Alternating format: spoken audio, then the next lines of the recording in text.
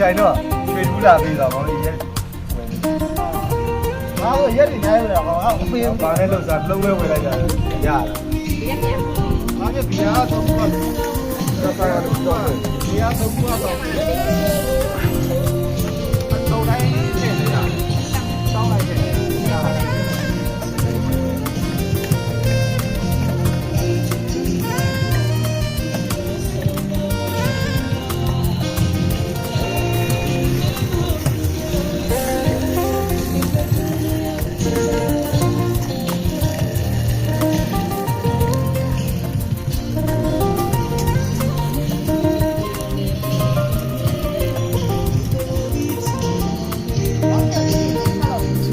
6的6